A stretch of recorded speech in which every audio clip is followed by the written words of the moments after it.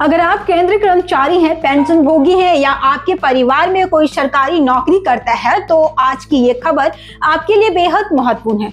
8वें केंद्रीय वेतन आयोग यानी 8वें पे कमीशन को लेकर चर्चाएं तेज हो चुकी है।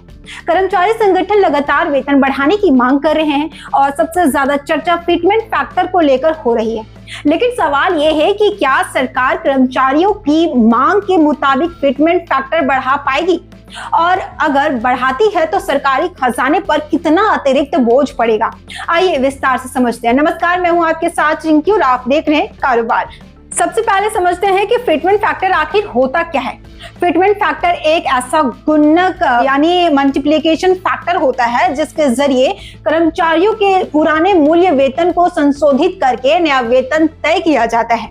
उदाहरण के लिए 7वें वेतन आयोग में 2.57 का फिटमेंट फैक्टर लागू किया गया था।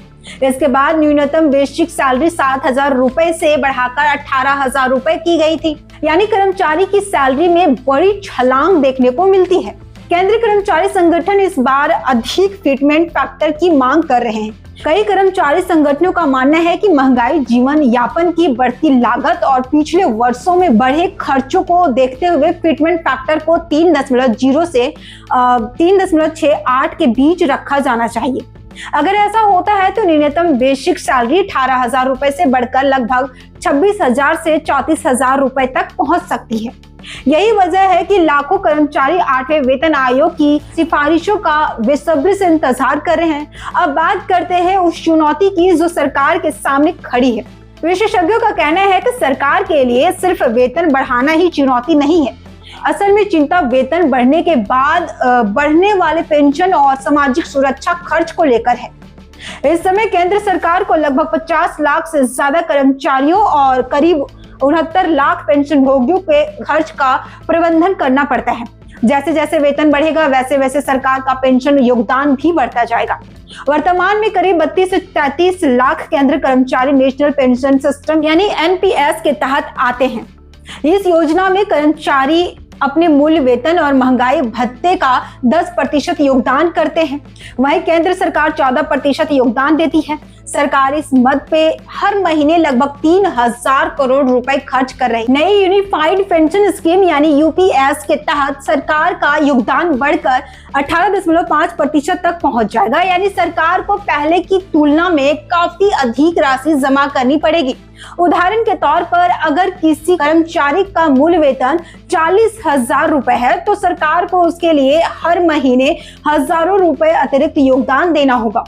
और 8वें वेतन आयोग के बाद मूल वेतन में बड़ी बढ़ोतरी होती है तो ये खर्च भी ज्यादा बढ़ जाएगा। विशेषज्ञों का कहना है कि फिटमेंट फैक्टर में मामूली दिखने वाली 2% की बढ़ोतरी भी सरकार के लिए हजारों करोड़ों रुपए का अतिरिक्त बोझ पैदा कर सकती है, क्योंकि इसका असर केवल सैलरी पर नहीं पड़ता, इसका असर महंगाई भत्ते, पेंशन, एनपीएस योगदान, यूपीएस योगदान और अन्य भत्तों पर भी पड़ता है।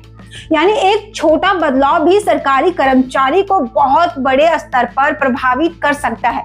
अब बात करते हैं सबसे ताजा अपडेट की।